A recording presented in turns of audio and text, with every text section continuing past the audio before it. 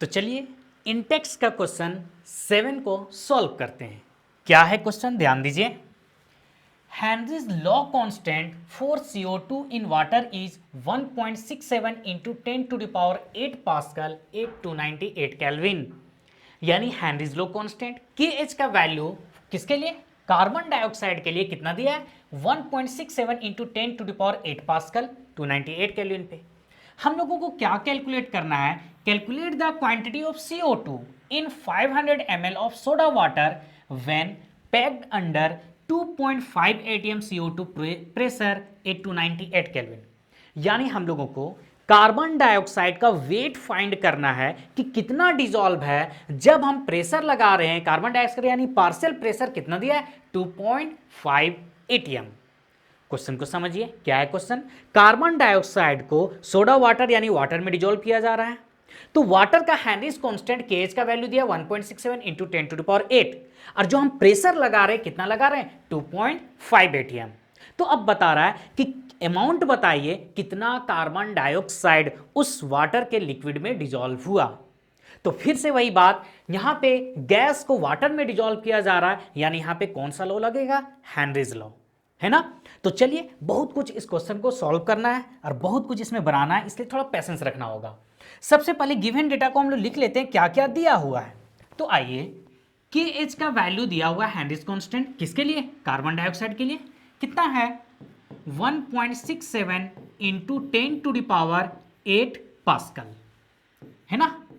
और जो partial pressure आपको दिया हुआ है किसका, कार्बन डाइऑक्साइड का, ये कितना दिया हुआ है, 2.5 atm। तो सबसे पहली बात यहां पे समझना होगा कि जब भी न्यूमेरिकल बनाते हैं तो यूनिट क्या होना चाहिए, सेम होना चाहिए। तो यहां पे KH का यूनिट पास्कल में और यहां पे प्रेशर का यूनिट ATM में, तो दो अलग अलग यूनिट है। तो क्या करते हैं हम लोग, ये जो ATM है इसको हम पास्कल में चेंज कर लेते हैं। तो हम लोग यहां पे जानते हैं क्या कि 1 ATM इक्वल टू क्या होता है, 1.01325 into 10 to the power 5 pascal. ये रिलेशन होता है ATM और पास्कल में। तो यहां पे हम लोग कन्वर्ट कर लेते हैं, पार्शियल प्रेशर ऑफ CO2 क्या हो जाएगा, 2.5 into 1.01325 into 10 to the power 5। अब ये किस में चेंज हो गया, पास्कल में चेंज हो गया। इसे छोटा करने के लिए हम क्या करते हैं, 2.5 इंटू इसे लिख देते हैं 1.013, बस इतने ही लिख रहे हैं, इंटू 10 टू द पावर क्या, 5 पास्कल, यानी शॉर्ट, क्योंकि बहुत लंबा कैलकुलेशन हो जाएगा। तो चलिए अब मल्टीप्लाई करते हैं, 2.5 इंटू क्या है, 2.5 इंटू क्या है, 1.01325। अगर हम पूरा देखें तो क्या आ रहा है, 2.53, है ना। किससे मल्टीप्लाई किया, 1.01325, तो मेरे पास क्या आया, 2.53 into 10 to the power 5 pascal. अब बताइए यहां से क्या पता चला कि पार्शियल प्रेशर कार्बन डाइऑक्साइड का हम लोग जो ATM में दिया हुआ था उसको पास्कल में कन्वर्ट कर लिए। लेकिन हम लोग को फाइंड क्या करना है, अमाउंट फाइंड करना है। तो अब हेनरीज लॉ लगाएंगे, तो हेनरीज लॉ क्या होता है आप जानते होंगे, बताइए, बाय हेनरीज लॉ क्या होता है, हेनरीज लॉ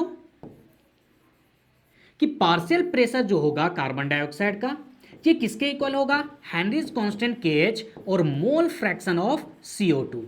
यानी सबसे पहले हम लोगों को यहां पे क्या फाइंड करना है, मोल फ्रैक्शन फाइंड करना, किसका, कार्बन डाइऑक्साइड का। तो चलिए सबसे पहले मोल फ्रैक्शन फाइंड करते हैं।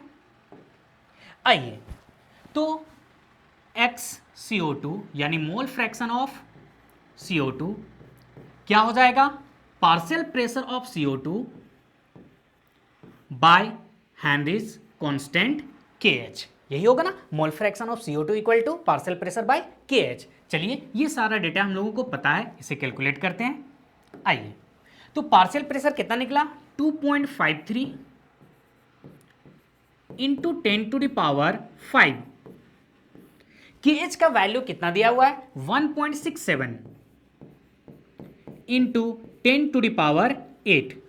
तो अगर हम देखें यहां 5 है, यहां पे 8 है, अगर हम इसे डिवाइड कर दें तो बताइए क्या होगा, ये कट जाएगा, यहाँ पे क्या बचेगा 10⁻³ बचेगा। इस पॉइंट से इस पॉइंट को हम हटा सकते हैं, यानी अब हम लोग को डिवाइड क्या करना है 253/167। क्या 253 डिवाइडेड बाय 167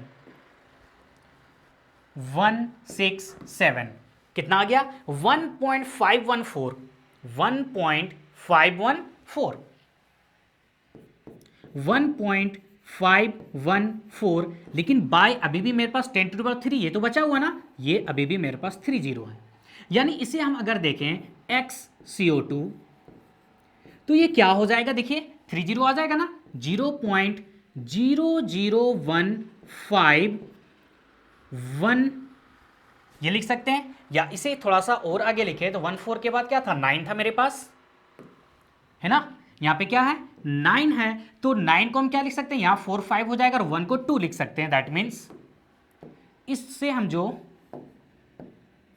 1 लिख रहे हैं इसे हम क्या लिख सकते हैं 2 लिख सकते हैं शॉर्ट में। तो ये क्या निकला मोल फ्रैक्शन किसका, कार्बन डाइऑक्साइड का। तो क्या ये फाइंड करना है, नहीं, क्या फाइंड करना है, अमाउंट फाइंड करना है कार्बन डाइऑक्साइड का। तो अब यहां पे हम लोग अप्लाई करेंगे मोल फ्रैक्शन का फॉर्मूला।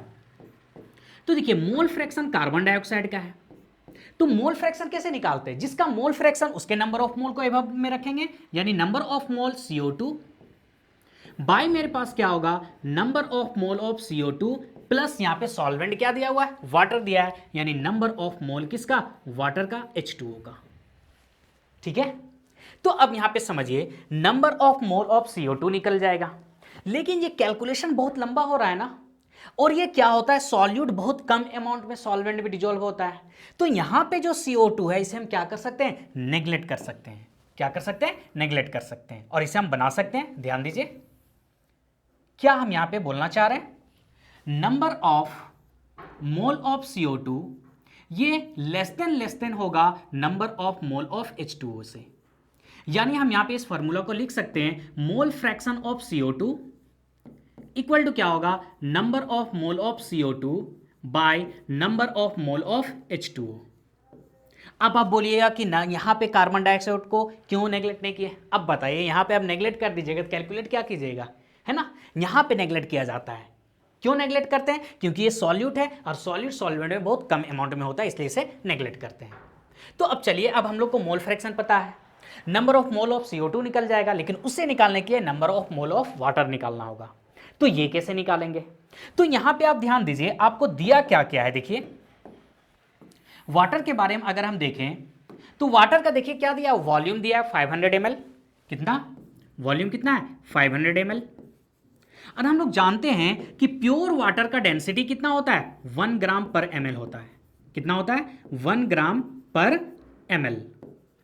तो यहां से अगर हम मास कैलकुलेट करेंगे क्या होगा, डेंसिटी इंटू वॉल्यूम हो जाएगा, यानी 500 ग्राम ये हो जाएगा।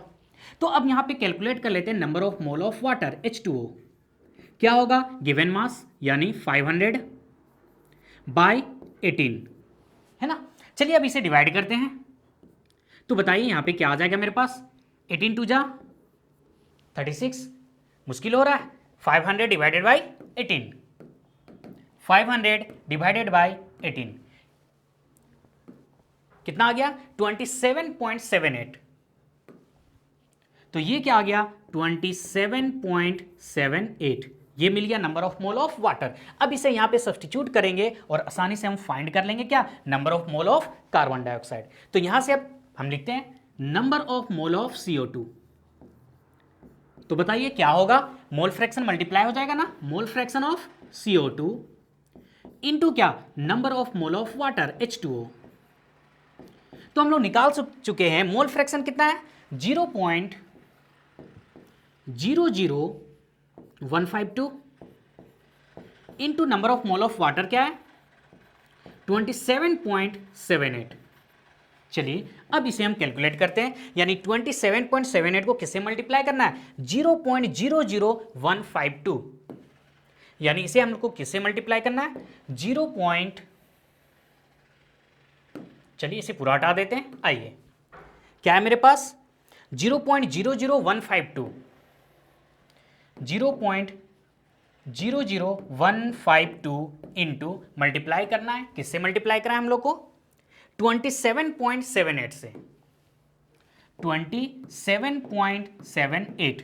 तो देखिए क्या आ गया हम लोग के पास 0.042, तो ये आ गया 0.042। लेकिन ये क्या निकला? Number of mole of CO2 निकला, number of mole of CO2। लेकिन निकालना क्या है? अमाउंट निकालना है। क्या निकालना है? अमाउंट निकालना है। तो चलिए इसे थोड़ा सा हम साइड करते हैं, आ जाइए।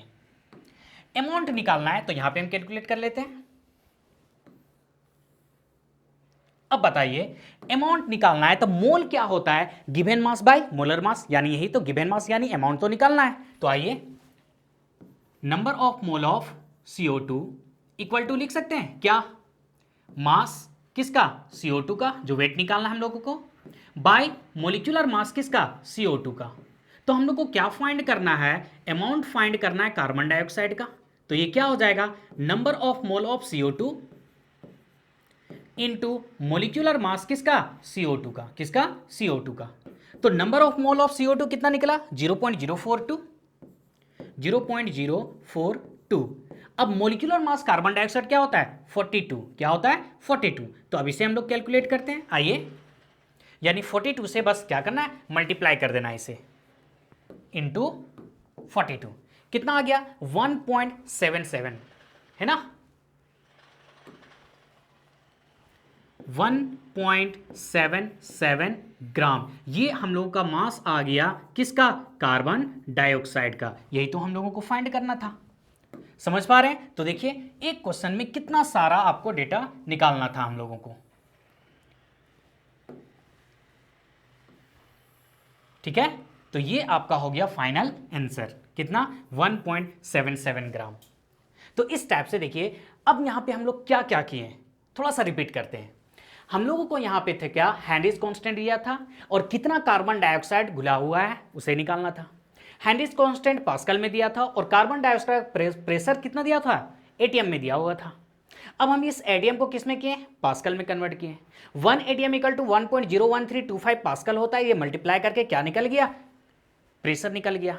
अब हेनरीज लॉ अप्लाई किए हम लोग, तो पार्शियल प्रेशर इक्वल टू क्या होता है? Mole fraction into KH।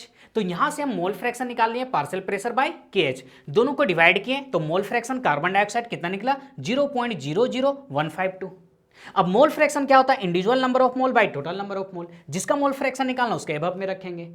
तो number of mole CO2 by NCO2 plus NH2O। क्योंकि ये बहुत ही डाइल्यूट होता है तो यहां पे नंबर ऑफ कार्बन डाइऑक्साइड को नेग्लेक्ट किए, तो मोल फ्रैक्शन क्या आएगा? Number of mole of CO2 by number of मोल किसका? वाटर का। अब वाटर का यहां पे हम कैलकुलेट किए तो वाटर का वॉल्यूम दिया था 500 ml। तो जानते हैं प्योर वाटर का डेंसिटी कितना होता है? 1 ग्राम ml। यहां से वाटर का मास निकल गया 500 ग्राम। तो यहां से वाटर का मोल निकालने, गिवन मास बाय मोलर मास कितना आया? 27.78। अब यहां पे इससे कैलकुलेट किए NCO2 इक्वल टू क्या लिख सकते हैं? Mole fraction of CO2 into number of mole of water. तो यहां पे निकला हम लोगों को क्या? Number of mole of carbon dioxide 0.042। अब कार्बन डाइऑक्साइड का मोल निकल गया तो अब इससे क्या निकाल लेंगे? मास निकाल लेंगे। तब मोल केस क्या होता है? Given mass by molar mass, WCO2 by MCO2। तो मास निकालना, WCO2 इक्वल टू क्या होगा? Number of mole of carbon dioxide into molecular mass of CO2। दोनों को मल्टीप्लाई किए, क्या निकल गया? वेट निकल गया किसका? कार्बन डाइऑक्साइड का 1.77 ग्राम। तो चलिए इस क्वेश्चन का स्क्रीनशॉट लीजिए, आते हैं नेक्स्ट क्वेश्चन पे।